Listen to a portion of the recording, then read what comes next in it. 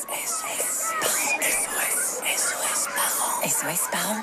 SOS Parents, vous avez des questions? On a la réponse. Bonjour à tous, votre enfant ne décolle pas le nez des écrans. Chaque fois, ça se termine en punition. Et si vous faisiez appel à une coach parentale? Bonjour Marie. Bonjour Nelly. Alors comment on fait pour débrancher nos enfants des écrans? Alors déjà, il faut évaluer la situation. Regardez, vous faites un peu un baromètre avec 3 couleurs. Vert, votre enfant, il décroche facilement, il se plaint pas, il passe à une autre activité, tout va bien, vous consultez pas. Orange, vous commencez à avoir un enfant qui résiste un petit peu, qui négocie. Maman, encore 2 minutes, là, bon, vous pouvez commencer à vous dire, peut-être que j'appelle pour avoir des conseils.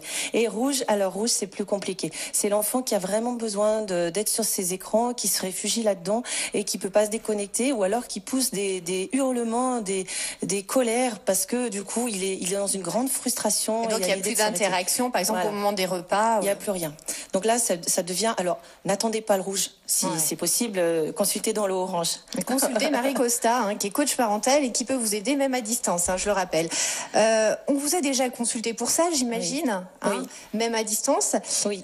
Vous organisez peut-être des ateliers sur le sujet Oui. Et je crois savoir que vous avez eu des mamans d'adolescents. Oui. Ou des papas, oui. Mais c'est plus souvent des mamans qui font appel aux coachs parentaux. On en avait discuté quand on préparait cette émission. Les papas, on essaie de les associer parce que c'est très intéressant aussi d'avoir leur avis. Bien sûr. Et souvent, ils regardent beaucoup la télé. Oui, et puis de faire aussi quelque chose qu'on appelle front uni, c'est-à-dire qu'ils soient tous les deux d'accord avec les nouvelles règles ou les choses que l'on va mettre en place, parce que l'enfant, il en joue pas quand il va demander à maman ou à papa, c'est la même chose qui se passe. Donc c'est très important que le papa, il vienne quand même, il soit invité dans le coaching parental et qu'il soit associé dans cette démarche de changement. Ouais, le temps qu'on donne, ce sont les deux qui ont le même temps. Voilà. Alors qu'est-ce qu'on peut dire à un ado qui abuse des jeux vidéo, des séries télé? Alors dans un premier temps, c'est intéressant de se mettre à sa portée et d'aller voir ce qu'il fait, de s'intéresser à ce qu'il fait, de lui parler des personnages, de quel personnage il s'associe, etc. Parce que souvent, quand on a un adolescent, nous on est aussi un peu dans notre crise de quarantaine et on n'a pas trop envie de tout ça, ça énerve, etc. Donc déjà, souffler, aller respirer, aller le voir. Des fois, ça fait pas rêver ce qu'il regarde, mais bon, faut quand même jouer le jeu. Déjà jouer le jeu et s'intéresser à ce qu'il fait, parce que vous êtes dans la discussion, vous êtes plus dans l'opposition. Ensuite, après, vous allez voir aussi. Il faut déjà établir des règles claires et lui annoncer.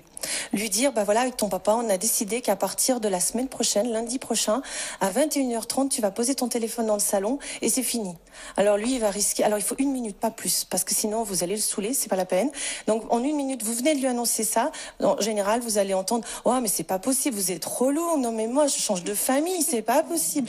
Donc là, il va falloir vite arrêter la discussion préparatoire, vous la reprendrez un petit peu plus tard, quand il sera calmé, parce qu'il faut que le moment soit serein. Donc vous revenez, puis vous lui dites, tu te souviens quelle est la règle à partir de lundi? Et là, c'est pas vous qui lui dites la règle, c'est lui qui va avoir réfléchi, qui va vous la redonner. Donc on laisse digérer les règles, on les applique pas tout de suite. Et puis on lui laisse redire. On lui laisse redire pour que dans sa tête, il en ait conscience. Reformuler les choses en lui posant les questions qui, que, quoi, comment, où, comment ça va se passer. Alors au fur et à mesure des discussions, il va être de plus en plus conciliant et on espère que la règle... Alors après, on peut utiliser un peu d'empathie. Je comprends bien que c'est un peu difficile pour toi, à 21h30, peut-être tu as peur de louper des infos avec tes potes. Ah oui, voilà, on se met à sa place. Voilà.